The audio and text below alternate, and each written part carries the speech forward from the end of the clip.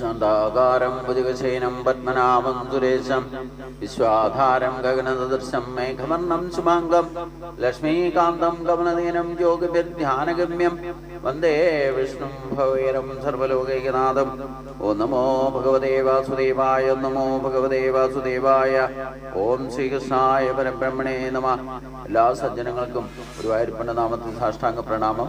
ശ്രീകൃഷ്ണ ചരിതാമൃതത്തില് 74-ാമത്തെ അധ്യായമാണ് നമ്മൾ ചിന്തിക്കുന്നത്. ദുര്യോധനൻ എങ്ങനെ രാജസൂയ യജ്ഞത്തിന് ശേഷം ആ യാഗവേദിയിൽ തന്നെ വെച്ചിട്ട് അപമാനിതനാകുന്നത് എങ്ങനെയെന്നാണ് 74-ാമത്തെ അധ്യായം ചിന്തിക്കുന്നത്. ആ യജ്ഞത്തിന്റെ സമ്പൂർണതയ്ക്ക് പൂർത്തീകരണത്തിന് ശേഷം അതിഥികളായിട്ട് വന്നവരെല്ലാം അവരുടെ ഗ്രഹങ്ങളിലേക്ക് തിരിച്ചുപോയി. ഭഗവാനോടൊപ്പം വന്നിരിക്കുന്ന ദ്വാരകാവാസികളെല്ലാം തന്നെ ഭഗവാൻ ഒഴിച്ച് ബാക്കി എല്ലാവരും സ്വഗ്രഹങ്ങളിലേക്ക് തിരിച്ചു പോയതായിട്ട് പറയുന്നു. അപ്പോ രാജാവിന്റെ യുധിഷ്ഠിരന്റെ പ്രത്യേക പരിഗണന അനുസരിച്ചുകൊണ്ട് രാജാവിന്റെ സന്തോഷത്തിനായിക്കൊണ്ട് ഭഗവാൻ കുറച്ചു ദിവസം കൊണ്ട് ഇന്ദ്രപ്രസ്ഥത്തിൽ താമസിക്കാൻ തീരുമാനിച്ചു. ഭൗതിക ലോകത്ത് ഓരോരുത്തർക്കും ഓരോ തരം അഭിലാഷങ്ങൾ പൂർത്തീകരിക്കാനുണ്ടാവും. എന്നാൽ ആർക്കും ഒരിക്കലും എത്രയൊക്കെ അഭിലാഷങ്ങൾ അവിശ്വസിദ്ധികൾ സാധിച്ചാലും ഒരിക്കലും ഒരു മനുഷ്യനും ഒരു കാലത്തും പൂർണ്ണത വരാറില്ല. അത് നിറവേറ്റാൻ ആരെ കൊണ്ട് ആകുകയുമില്ല. കാരണം ഒന്നിനു പുറകെ ഒന്നായിട്ട് ആഗ്രഹങ്ങൾ ഇങ്ങനെ വരുന്നത് കൊണ്ട് ഒരിക്കലും അത് പൂർത്തീകരിക്കാൻ, പൂർണ്ണ സംതൃപ്തി ആരെയും പൂർത്തീകരിക്കാൻ സാധ്യമല്ല എന്നാണ് പ്രകൃതി നിയമം അനുസരിച്ച് തന്നെ പറയുന്നത്. എന്നാൽ കൃഷ്ണനോടുള്ള നിസ്സങ്കോചമായിട്ടുള്ള ഭക്തി മൂലം യുധിഷ്ഠിരന്റെ രാജസൂയ യജ്ഞത്തിന്റെ നിർവഹണം സർവ്വ അഭിലാഷങ്ങളും ഒക്കെ നിറവേറി എന്നാണ് പറയുന്നത്. പൂർണ്ണ സംതൃപ്തനായി എന്നാണ് പറയുന്നത് രാജസൂയ യജ്ഞത്തിലൂടെ. അതും ഭഗവാന്റെ അനുഗ്രഹത്തിലൂടെ, അതായത് നിസ്സങ്കോചമായ ഭക്തി മൂലമാണ് യുധിഷ്ഠിരന് സാധിച്ചത്, കൃഷ്ണനോടുള്ള ഭക്തി മൂലം.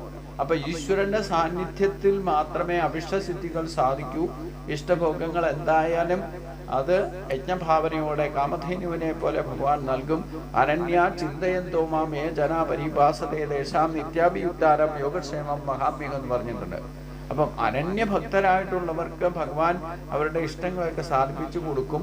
സാധാരണഗതിയിൽ ഒരു മനുഷ്യനും എത്രയൊക്കെ എന്തൊക്കെ കിട്ടിയാലും പൂർണ്ണത വരാറില്ല, പൂർണ്ണ സംതൃപ്തനാകാറില്ല. പക്ഷെ ഭഗവാന്റെ അനുഗ്രഹം കൊണ്ട് ഇവിടെ യുധിഷ്ഠിരൻ പൂർണ്ണ സംതൃപ്തനായി എന്നാണ് പറയുന്നത്. അപ്പം രാജസൂയ യജ്ഞം സമർത്ഥമായ അഭിലാഷങ്ങളുടെ ഒരു മഹാസാഗരമാണെന്ന് അതിനെക്കുറിച്ചുള്ള വിവരണത്തിൽ നിന്ന് മനസ്സിലാക്കാനാകും. ഒരു സാധാരണ മനുഷ്യന് ആ മഹാസാഗരം താണ്ടാൻ തീരെ സാധ്യമല്ല. എന്നിരുന്നാലും ഭഗവാൻ കൃഷ്ണന്റെ അനുഗ്രഹത്താൽ യുധിഷ്ഠിരന് നിഷ്പ്രയാസം അത് പൂർത്തീകരിക്കാൻ സാധിച്ചു. അതോടെ എല്ലാവിധ ഉത്കണ്ഠകളിൽ നിന്നും അദ്ദേഹം മുക്തനാവുകയും ചെയ്തു. രാജസൂയ യാഗം കഴിഞ്ഞതോടെ യുധിഷ്ഠിരൻ അത്യന്തം പ്രശസ്തനും സർവ്വവിധത്തിലും സംതൃപ്തനുമായി തീർന്നിരിക്കുന്നത് കണ്ട് ദുര്യോധനന്റെ മനസ്സിൽ അസൂയയുടെ അഗ്നി ജ്വലിച്ചു തുടങ്ങി. അല്ലെങ്കിൽ തന്നെ ദുര്യോധന ഈ പാണ്ഡവരെ കണ്ടാൽ തന്നെ ഇറിറ്റേഷൻ ഉണ്ടാകുന്ന ഒരു സ്വഭാവമാണ്. കാര്യം ചെയ്യുന്നതൊക്കെ അധർമ്മമാണെന്ന് ഒരു സമയത്ത് ബലരാമൻ ചോദിക്കുന്നുണ്ട്. തൻ്റെ സുഹൃത്തും ആണ്, ശിഷ്യനുമായിട്ട് ഗദായുദ്ധത്തിൽ ഗുരുവാണ് ബലരാമൻ. അപ്പൊ അങ്ങനെ ആ പരിശീലനം നടക്കുന്ന സമയത്ത് ബലരാമൻ തന്നെ ദുര്യോധനോട് സമ്മതിക്കുമ്പം പറയുന്നുണ്ട്, അല്ല നീ എന്തുകൊണ്ടാണ് ഈ പാണ്ഡവർക്കെതിരായിട്ട് അല്ലെങ്കിൽ ഈ ഇങ്ങനെ അധർമ്മം ചെയ്യുന്നത്? നിനക്ക് അടങ്ങി അനായാസന അല്ലെങ്കിൽ സ്വയം ബുദ്ധിമുട്ടാതെ മറ്റൊരാളെ ബുദ്ധിമുട്ടിക്കാതെ നിന്റെ ഉള്ള രാജ സൗകര്യങ്ങളെല്ലാം ഉപയോഗിച്ചുകൊണ്ട് നിനക്ക് ജീവിക്കാമല്ലോ, പിന്നെ എന്തിനാണ് അവരോട് അധർമ്മം ചെയ്യാൻ പുറപ്പെടുന്നത് എന്ന് ഒരിക്കൽ ചോദിക്കേണ്ടായി. അപ്പൊ ദുര്യോധനൻ പറഞ്ഞു, എനിക്ക് നന്നായിട്ട് അറിയാം, അങ്ങ് പറയുന്നത് ശരിയാണ്, ഞാൻ ചെയ്യുന്നതൊക്കെ അധർമ്മമാണെന്ന് എനിക്ക് നന്നായിട്ട് അറിയാം. പക്ഷെ എനിക്ക് ഈ പാണ്ഡവരെ കണ്ടാൽ സഹിക്കില്ല. അപ്പം എന്തെങ്കിലും എന്തോരു അവരോടൊരു ശത്രുത ജന്മനാൽ തന്നെ എനിക്കുണ്ട്. അതാണ് എന്നെ അധർമ്മത്തെ ചെയ്യിപ്പിക്കുന്നത്.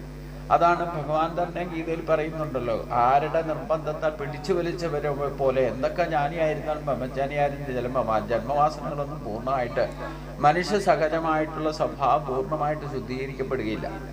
എത്രയൊക്കെ നമ്മൾ മായയിൽ നിന്ന് മുക്തരാകാൻ ശ്രമിച്ചാലും ഈ മായ പൂർണ്ണമായിട്ട് ഒഴിവാകില്ല എന്നാണ് ഭഗവാൻ തന്നെ പറയുന്നത്. ഇതിനൊക്കെ കാരണം എന്താ? പിടിച്ചു വലിച്ച പോലെ തെറ്റ് ചെയ്യാനോ അല്ലെ ശരി ചെയ്യാനോ ഒക്കെ നമ്മളെ പ്രേരിപ്പിക്കുന്നത് കാമയേഷ ക്രോധയേഷ രജോഗുണ സമുദ്ഭവ.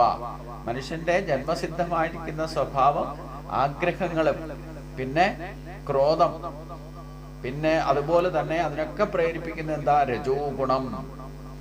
ആ രജോ ഗുണത്തിന്റെ പ്രഭാവം കൊണ്ടാണ് ഇങ്ങനെയൊക്കെ സംഭവിക്കുന്നത്. അത് ദുര്യോധനെ സംബന്ധിച്ചിടത്തോളം ഈ പാണ്ഡവരെ കണ്ട ജന്മസിദ്ധമായിട്ട് ആ ജന്മശത്രുവായിട്ടാണ് ഇവരെ കാണുക എന്നർത്ഥം. അതാണ് എല്ലാ പ്രശ്നങ്ങൾക്കും കാരണമായി ഭവിക്കുന്നത്. അതുകൊണ്ട് ഈ രാജസൂയ യജ്ഞത്തിൽ ദുര്യോധനെയും ധൃതരാഷ്ട്രയിലേക്ക് ഇവരെ കൗരവരെ മുഴുവൻ വിളിച്ചു വരുത്തി അവർക്ക് വേണ്ട സ്ഥാനങ്ങളും എല്ലാവർക്കും ഓരോ ഉത്തരവാദിത്വം കൊടുത്തു. ദുര്യോധനന് നല്ല സ്ഥാനമൊക്കെ കൊടുത്തു. പക്ഷേ ഇത്രയൊക്കെ ഭംഗിയായിട്ടൊരു കാര്യം നടന്നത് കൊണ്ട് അത് പൊതുവെ ഈ ദുര്യോധന്റെ മനസ്സിൽ ഒരു അസൂയ ഉണ്ടാക്കിയെന്നാണ്. അസൂയയുടെ അഗ്നി ജ്വലിച്ചു. കാരണം അയാളുടെ മനസ്സ് എന്നും വിഷമ തുല്യമായിരിക്കും, വിഷമയമായിരുന്നു. അതുകൊണ്ടാണ് ഏറ്റവും വലിയ പ്രശ്നം. പാണ്ഡവർക്ക് മായാസുരൻ നിർമ്മിച്ചു കൊടുത്ത രാജീയ മന്ദിരമാണ് ദുര്യോധനൻ കൂടുതൽ അസൂയ വളരാൻ കാരണമാക്കിയ ഒരു ഘടകം. അമ്പരിപ്പിക്കുന്ന കലാചാതുര്യം കൊണ്ട് അതിവിശിഷ്ടവും മഹാരാജാക്കന്മാരുടെയും അസുര പ്രമാണിമാരുടെയും പദത്തിൽ ചേർന്നതായിരുന്നു ആ കൊട്ടാരം. അവിടെ ആയിരുന്നു കുടുംബാംഗങ്ങൾ മൊത്ത് പാണ്ഡവർ പാർത്തിരുന്നതും. ദ്രൗപദി ശാന്തമായ ഭർത്താക്കന്മാരെ വിചാരിച്ചും പോന്നതും പരിചരിച്ചു പോന്നിരുന്നതും ആ കൊട്ടാരത്തിലായിരുന്നു. ആ ദിവസങ്ങളിൽ ഭഗവാൻ കൃഷ്ണൻ അവിടെ സന്നിഹിതനായിരുന്നതിനാൽ അദ്ദേഹത്തിന്റെ ആയിരക്കണക്കിനുള്ള റാണിമാർ കൂടുതൽ അലങ്കൃതവും ആയിരുന്നു. ഭാരിച്ച സൗന്ദര്യത്തോടു കൂടിയ ആ റാണിമാർ കൊട്ടാരത്തിനുള്ളിൽ അങ്ങുമിങ്ങും നടക്കുമ്പോൾ അവരുടെ ചലനത്തിനൊപ്പം അവരുടെ ആഭരണങ്ങളുടെയും മധുരസ്വരം പുറപ്പെടുവിക്കുമ്പോൾ കൊട്ടാരമാകെ സ്വർലോകത്തേക്കാൾ ഐശ്വര്യസമർത്ഥമായതുപോലെ തോന്നി. മഞ്ഞൾപ്പൊടി വിതറിയതിനാൽ അവർ കഴുത്തിലണിഞ്ഞിരുന്ന മുത്തുമാലകൾ ശോണവർണ്ണമായി തീർന്നു. കാത് മുഴുവൻ മറയുന്ന തോടകളും ഒഴുകുന്ന വാർമുടിയും കൊണ്ട് റാണിമാർ അത്യന്തം സുന്ദരിമാരായിരുന്നു. ഇങ്ങനെ അവിടുത്തെ എല്ലാവിധ സൗകര്യങ്ങളും കണ്ടിട്ട് ദ്രൗപദിയുടെ കാമോദ്ദീപമായിരിക്കുന്ന സൗന്ദര്യം കണ്ടപ്പോഴും ഈ സ്ത്രീകളെയൊക്കെ കണ്ടപ്പോഴും ആ ദുര്യോധനന്റെ അസൂരിഭാവം കൊണ്ട് തന്നെ അസൂയ കൂടുതൽ വളരുകയാണ് ഉണ്ടായത്. കാരണം പാണ്ഡവന്മാരുമായിട്ടുള്ള അവരുടെ വിവാഹത്തിൽ അന്നു മുതൽ തന്നെ അയാൾ അവളോട് പ്രത്യേക ആകർഷണം വെച്ച് പുലർത്തിയിരുന്നു. ദ്രൗപദിയുടെ സ്വയംവരവേദിയിൽ ദുര്യോധനും ഹാജരുണ്ടായിരുന്നു.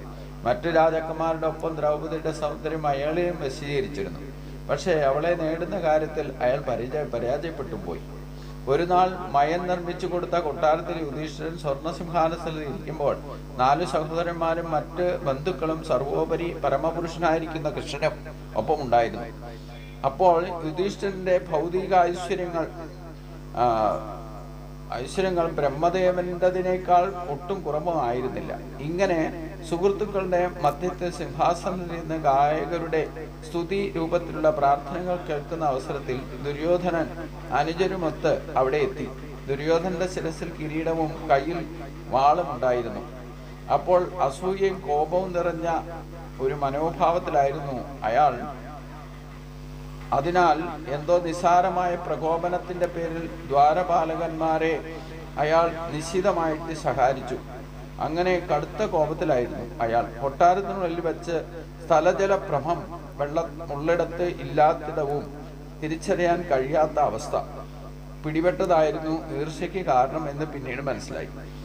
മയന്റെ അതിവിദഗ്ധമായ വേലയുടെ സവിശേഷത മൂലം കൊട്ടാരത്തിന്റെ വിവിധ ഭാഗങ്ങൾ കരയുള്ളിടം ജലമുള്ളിടമാണെന്നും ജലമുള്ളിടം കരയാണെന്നും സ്ഥലജല ഭ്രമം തോന്നുമാറ് ചില നിർമ്മിതികൾ അവിടെ ചില ഭാഗങ്ങളിലൊക്കെ നടത്തിയിരുന്നു എന്നാണ് പറയുന്നത്. അപ്പൊ ഈ സ്ഥലജല ഭ്രമത്തിൽ ദുര്യോധനൻ പെട്ടു. അതിന്റെ കോപമാണ് ഈ സന്നിധിയിൽ കാണിച്ചത്. എല്ലാവരും കൂടിയിരുന്ന് സന്തോഷത്തോടുകൂടി രാജസൂയത്തെ പറ്റി സംഭാഷണം നടത്തിക്കൊണ്ടിരിക്കുമ്പോൾ ദുര്യോധനൻ ആയുധവുമായിട്ട് വന്ന് അവിടെ നിന്ന് കാവൽവാരോട് ക്രോധിക്കുകയൊക്കെ ചെയ്തു. അതിന്റെ അടിസ്ഥാന കാരണം ഈ സ്ഥലജല ഭ്രമത്തിൽപ്പെട്ടു. അതിൽ തോന്നുമാറ് അത്യന്തം കേമമായിട്ട് അലങ്കരിക്കപ്പെട്ടിരുന്ന ആ കൊട്ടാരത്തിൽ പലരും കണ്ടു നടക്കുന്നതിനിടെ കാണുന്നതിന് വേണ്ടിയിട്ട് ദുര്യോധനും കൂട്ടരും എല്ലായിടവും ചുറ്റിക്കറങ്ങേണ്ടായി. രാജസൂയത്തിന്റെ തിരക്കൊക്കെ കഴിഞ്ഞിട്ട് പിന്നെ ഈ കൊട്ടാരം ഇന്ദ്രപ്രസ്ഥം മുഴുവൻ നടന്നു കാണുന്നതിന് വേണ്ടിയിട്ട് ദുര്യോധനും കൂട്ടനും ഇറങ്ങി പുറപ്പെട്ടു. അപ്പോൾ ദുര്യോധന മതിഭ്രമം ഉണ്ടായത് സ്ഥലജല ഭ്രമം സംഭവിച്ചു എന്നാണ് പറയുന്നത്. കരയാണെന്ന് കരുതി വെള്ളം കിടക്കുന്നിടത്ത് അയാൾ വീണു. വെള്ളത്തിലാണ് വീണത്. കരയാണെന്ന് കരുതി വെള്ളത്തിൽ വീണ വസ്ത്രങ്ങളെല്ലാം ശരീരവും നനയാനിട വന്നു. വിഡ്ഢിത്തം മൂലം ദുര്യോധനന് പറ്റിയ ഈ കാഴ്ച റാണിമാർക്ക് ബഹുരസമായി. അത് കണ്ടു നിന്നിരുന്ന ദ്രൗപദി അടക്കമുള്ള റാണിമാർ ഇദ്ദേഹത്തെ കളിയാക്കി ചിരിച്ചു. അവർ പൊട്ടിച്ചിരിച്ചു. ദുര്യോധനന്റെ വികാരം യുധിഷ്ഠിരന് മനസ്സിലാക്കാൻ കഴിഞ്ഞു. റാണിമാരെ അദ്ദേഹം തടയാൻ ശ്രമിച്ചു. പക്ഷേ ആ സംഭവം റാണിമാർ ആസ്വദിക്കട്ടെ എന്ന് അവരൊക്കെ അവന്റെ വിഡ്ഢിത്തം ആസ്വദിക്കണമെന്നായിരുന്നു കൃഷ്ണൻ ആഗ്രഹിച്ചത്. പിന്നീട് കരയാണെന്ന് കരുതി ഇറങ്ങിയിടത്ത് വെള്ളത്തിൽ വീണു. പിന്നെ ഒറ്റ നോട്ടത്തിൽ അവിടെ ജലമാണെന്ന് വിചാരിച്ചുകൊണ്ട് ഇയാൾ ഉടുത്തിരുന്ന വസ്ത്രമൊക്കെ പൊക്കി പിടിച്ചുകൊണ്ട് അവിടെ ഇറങ്ങി. പക്ഷേ അവിടെയും അബദ്ധം പറ്റി, അത് കരയായിരുന്നു. ഇങ്ങനെ ഇതെല്ലാം കണ്ടുകൊണ്ട് നിന്ന ദ്രൗപദി അടക്കമുള്ള സ്ത്രീകള് എല്ലാവരും ഇളെ കളിയാക്കി പൊട്ടിച്ചിരിച്ചു. അത് ശരിയായിരുന്നില്ല. ഇല്ലെങ്കിൽ ദുര്യോധനന്റെ വികാരം യുധിഷ്ഠിരന് മനസ്സിലാക്കാൻ സാധിച്ചു. അത് സ്ത്രീകളെ അതുകൊണ്ട് ചിരിക്കിൽ നിന്ന് ഇങ്ങനെ കളിയാക്കി ചിരിക്കരുത് എന്ന് തടയാൻ ശ്രമിച്ചു. പക്ഷെ ശ്രീകൃഷ്ണൻ ഇയാൾക്ക് പറ്റിയ വിഡ്ഢിത്തം മൂലം ദുര്യോധനന് പറ്റിയ ഈ വീഴ്ച കണ്ട് റാണിമാർ ബഹുരസമായി അവർ പൊട്ടിച്ചിരിച്ചു. ഈ ദുര്യോധനന്റെ വികാരം യുധിഷ്ഠിരന് നന്നായിട്ട് മനസ്സിലാക്കാൻ സാധിച്ചു. പക്ഷേ ശ്രീകൃഷ്ണൻ വിചാരിച്ചു ഇവർ കുറച്ച് ആസ്വദിക്കട്ടെ എന്ന്. എല്ലാവരും ചിരിച്ചപ്പോൾ താൻ അപമാനിതനായ പോലെ ദുര്യോധനന് തോന്നി. രോഷം കൊണ്ട് അയാളുടെ രോമങ്ങൾ എഴുന്നു നിന്നു. ഇങ്ങനെ അപമാനിതനായിരിക്കുന്ന അയാൾ തലകുനിച്ച് ഉടനെ സ്ഥലം വിട്ടു. നിശബ്ദനായിരുന്ന അയാൾ പ്രതിഷേധിച്ചുമില്ല. ദുര്യോധനൻ ഇങ്ങനെ കുപിതനായി സ്ഥലം വിട്ടപ്പോൾ എല്ലാവരും പശ്ചാത്താപിക്കുകയുണ്ടായി. യുധിഷ്ഠിരൻ ഏറെ ദുഃഖിതനായി. എന്നാൽ ഇത്രയ്ക്കായിട്ടും കൃഷ്ണനൊന്നും മിണ്ടിയില്ല. സംഭവത്തിന് അനുകൂലമായോ പ്രതികൂലമായോ അദ്ദേഹം ഒന്നും സംസാരിച്ചുമില്ല. ദുര്യോധനെ ഈ മതിഭ്രമത്തിൽ ചാടിച്ചത് ഭഗവാൻ കൃഷ്ണന്റെ പരമമായ ഇച്ഛ മൂലമാണെന്ന് തോന്നി. അതുകൊണ്ട് ഈ ലീല ദുര്യോധനൻ ശരിക്കും പറഞ്ഞാൽ ഈ ദ്രൗപദിയോടുള്ള ഇത്രയധികം വൈരാഗ്യം സഭയിൽ പിന്നീട് ചൂതുകളി നടക്കുന്ന സമയത്തും ഒക്കെ അപമാനിക്കാൻ തന്നെ കാരണം ഇവര് റാണിമാരെല്ലാരും കൂടി ദ്രൗപദി അടക്കം വല്ലാതെ കളിയാക്കി ചിരിച്ചു. ഇങ്ങനെ ഒരു സ്ഥലജല ഭ്രമത്തിൽ ദുര്യോധനം പെട്ടപ്പോൾ ദുര്യോധന ജീവിതത്തെ പറ്റി ഏറ്റവും വലിയ അപമാനമാണ് ഈ ഒരു അവസ്ഥ. അത് മനസ്സിൽ നിന്ന് ഒരിക്കലും പോലും എങ്ങനെ എപ്പോഴെങ്കിലും സംഭവിച്ച സാധാരണഗതിയിൽ ചില മനുഷ്യരുടെ സ്വഭാവമാണ് ആരെങ്കിലും ഒന്ന് വീണാൽ ചിരിക്കുക എന്ന് പറയുന്നത്. ശരിക്കും പറഞ്ഞാൽ വീഴുമ്പോൾ ചിരിച്ചാൽ നല്ലതാണെന്നാ പറയാ. അത് നല്ലതാണെന്ന് ഇങ്ങനെ പറഞ്ഞു കേട്ടിട്ടുണ്ട്. എന്തായാലും സാധാരണ ഒരാള് തന്റെ തന്നെ അബദ്ധം കൊണ്ടോ ഏതെങ്കിലും വിധത്തിൽ 10 പേരുടെ മുമ്പിൽ വീണാല്, കാല് വഴുതിയിട്ട് വീണാലും വേണ്ടില്ല, എല്ലാവരും ചിരിക്കും. പക്ഷെ അതിൽ പരിക്ക് പറ്റി വേദനിക്കുന്നത് ഇല്ലേ മറ്റുള്ളവരുടെ മുമ്പിൽ അങ്ങനെ വീണ് എല്ലാവരും കൂടെ ചിരിക്കുകയും കൂടെ ചെയ്യുമ്പം ആ വീഴുന്ന ആളുടെ അപമാനം ആ വികാരം ആരും മനസ്സിലാക്കാറില്ല. അത് മനസ്സിൽ നിന്ന് പോവില്ല. പിന്നീട് ഒരവസരം വരുമ്പം അത് അവര് മനസ്സിൽ വെച്ചുകൊണ്ട് പെരുമാറുകയും ചെയ്യും. ഇതുപോലെ തന്നെയാണ് ദുര്യോധനന് പറ്റിയ അബദ്ധം മറ്റുള്ളവരെ കളിയാക്കിയപ്പോൾ കൂടുതൽ അപമാനിതനായി. ഇത് മനസ്സിൽ വെച്ചുകൊണ്ട് തന്നെ പിന്നീട് പാണ്ഡവരോട് പെരുമാറാൻ ഇടവന്നു. മാത്രമല്ല ഈ ദ്രൗപദിയെ സഭയിൽ ഇത്രയധികം അപമാനിക്കാൻ തന്നെ കാരണം ഈ ഒരു പകയാണ്. അപ്പൊ ഇതിൽ ഇത്രയൊക്കെ ആയിട്ടും കൃഷ്ണനൊന്നും മിണ്ടിയില്ലെന്നാ പറയുന്നത്. അതിന് അനുകൂലമായിട്ടോ പ്രതികൂലമായിട്ടോ ഒന്നും സംസാരിക്കുകയും ചെയ്തില്ല. ദുര്യോധനെ ഈ മതിഭ്രമത്തിൽ ചാടിച്ചത് ഭഗവാൻ കൃഷ്ണൻ തന്നെ ആണ്, അഥവാ പരമമായ ഭഗവാന്റെ ഇച്ഛയായിരുന്നു ഇതിന് മൂലം കാരണം എന്ന് നമുക്ക് വേണേ തോന്നാം. കാരണം അതുകൊണ്ടാണ് ഇതൊക്കെ കണ്ടുകൊണ്ട് മന്ദസ്മിതത്തോടെ ഇരുന്നത്. ഭഗവാൻ അറിയാതെ ഒന്നും നടക്കില്ല. അപ്പം ഒരു കണക്കിന് പറഞ്ഞാൽ മഹാഭാരത യുദ്ധത്തിന്റെ ആദ്യത്തെ നാമ്പിട്ട് കൊടുത്തത്, മുളപ്പിച്ചു കൊടുത്തത് ഇന്ദ്രപ്രസ്ഥത്തിലെ ദുര്യോധന പണ്ടേ ഇവരോട് അസൂയയും കുശുമ്പും ഒക്കെ ഉണ്ട്. അത് ഇത്രയധികം സൗകര്യങ്ങൾ ഇന്ദ്രപ്രസ്ഥത്തിൽ ഇത്ര കേമമായിട്ട് ദേവേന്ദ്രന്റെ തുല്യനായിട്ട് മാറിയ യുധിഷ്ഠിരനെ കണ്ടപ്പോൾ അത് കുറച്ച് കൂടുകയും ചെയ്തു. അതിനൊക്കെ ഉപരിയാണ് അതേ കൊട്ടാരത്തിൽ വെച്ചിട്ട് മയം നിർമ്മിച്ചിരിക്കുന്ന ആ ഇന്ദ്രസദസ് പോലെയുള്ള കൊട്ടാരവും സൗകര്യങ്ങളും സുഖ സൗകര്യങ്ങളും ഒക്കെ കണ്ടു കഴിഞ്ഞപ്പോൾ അതിലാകെ ഇറിറ്റേഷൻ കൊണ്ട് നിന്നിരുന്ന ദുര്യോധനന് സ്ഥലജലഭ്രമം എന്ന് പറയുന്ന ഒരു സംഭവം അവിടെ ഉണ്ടായി. അത് കണ്ടിട്ട് സ്ത്രീകളാൽ അപമാനിക്കപ്പെട്ടു. മറ്റുള്ളവരും കണ്ടു നിന്നവരെല്ലാം ഇദ്ദേഹത്തിന് പറ്റിയ ഈ ഭ്രമം കണ്ട് എല്ലാവരും ദുര്യോധനെ കളിയാക്കി ചിരിക്കാനും കൂടെ ഇടവന്നു എന്നർത്ഥം. അത് ഏറ്റവും വലിയ പ്രശ്നമുണ്ടാക്കി. കുരുവംശത്തിലെ 2 വിഭാഗങ്ങൾ തമ്മിലുള്ള ശത്രുതയുടെ തുടക്കമായിരുന്നു ഈ സംഭവം. ഭൂഭാരം കുറയ്ക്കാനുള്ള കൃഷ്ണന്റെ ദൗത്യത്തിന്റെ ഒരു ഭാഗമായിട്ടാണ് നാം ഇതിനെ കാണേണ്ടത്.